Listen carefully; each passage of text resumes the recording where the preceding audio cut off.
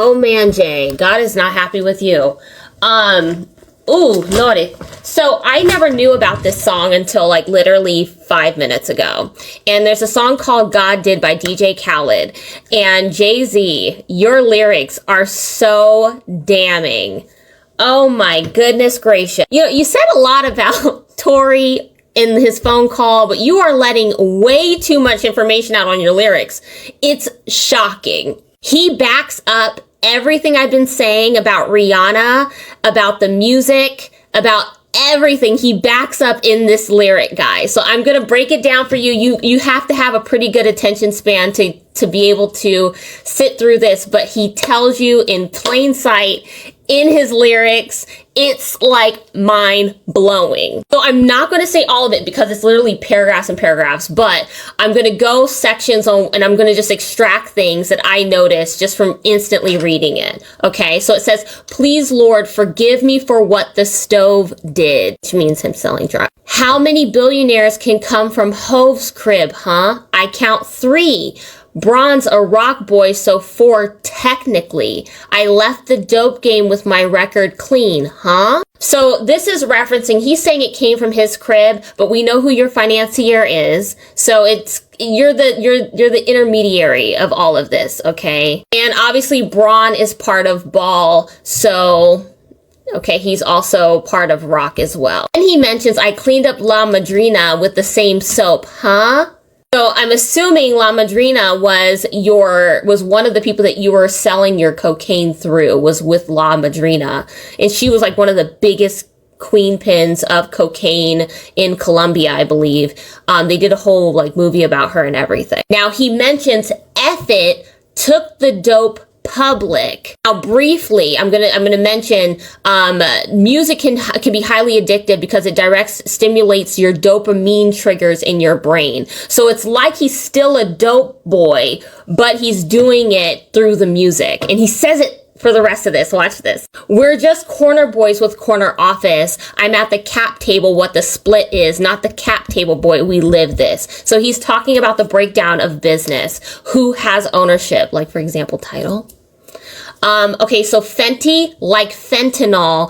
Okay, we pushing Fenty like fentanyl. The ish is all legitimate. Like pushing Rihanna. That's what I got from it. It could mean more than that, but I would say pushing Rihanna's music like fentanyl.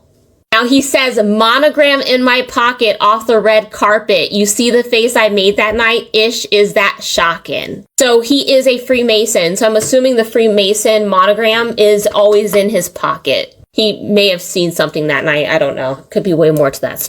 OG sold to those you called kingpin. If those are your drug lords, then who are we then? And then he says Hove. So he feels that he is a god. If those are your drug lords, then what am I? A god. Oh, okay, this is where it gets deep. He says, I be speaking to the souls of men. Those of them willing to die for the existence that this cold world has chosen for them, kicking snow off a frozen Tim. Guys, I'm shook. A lot of fallen soldiers on these roads of sin. For those who make the laws, I'm always have smoke for them. I got lawyers like shooters. So he's obviously threatening people. But that right there tells you he is speaking to your souls, guys. He's controlling you through your souls. And people are ending up dead due to his music. Okay, let's continue. They done effed around and gave the right and wealth. These ain't songs. These are hymns, 'cause I'm him. It's the Psalm 151. This is New Testament, the book of Hove, because there's no Psalm 51 in this book. It goes only to 150, guys. Jesus turned water to wine. For Hove, it just took a stove. Guys, oh my goodness. The fact that you don't fear the Lord.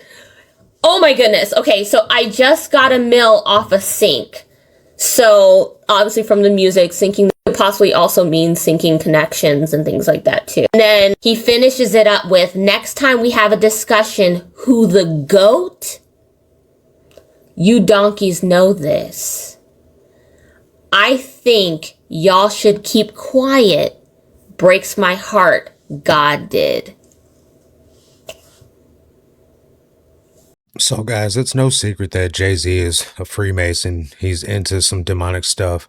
Now, we all know that these songs are spells. These songs are, foreshadowing. These songs are like testimonies of what they did to get the notoriety, the power, the fame, the wealth, everything. But since it's put in a song form, people don't take it, as serious. Now, I do know that if law enforcement is coming to listen to your songs to lock you up on cases where you talk about committing crimes, and that's taken seriously by tons of artists, that's happening a lot more lately. If law enforcement is willing to take your lyrics serious, why are we not willing to take the lyrics serious in a spiritual form, right? If law enforcement thinks it's serious, we should also think that they mean what they say, because we got to remember lesser magic. They put it right in your face. They tell you what they're doing for the karmic effect, so they don't have any consequences for misleading you. Right now, obviously some of these lyrics that they're talking about in these songs, they are just what they are. They mean what they say. But some of this is coded language to get you to come into an agreement with what you don't even realize you're coming into. People are talking about Jay-Z like he's a god, and right now he's on tour right now, so he's all over social media. He's cut his dreads off. Him and Beyonce are touring together, and everybody, like, don't get me wrong, dude. I used to love Jay-Z when I was in the world. I was a Jay-Z fan since man, seventh grade all the way up. Like, I would literally sit in my living room and play Jay-Z albums over and over and over, smoking weed, playing video games over and over and over when I was like 18, 19. It's just what I did. And Jay-Z to me he was the greatest rapper until Lil Wayne took over. And there's even a lyric in one of Lil Wayne's songs, "I'm the best rapper alive since the best rapper retired." And me personally, there was nobody that did it better than Jay-Z. But once my eyes got opened, and I realized that it's all satanic, that there's an agenda, and that Jay-Z, while maybe he wasn't truly like the most talented lyricist, the demonic forces catapulted him to the top.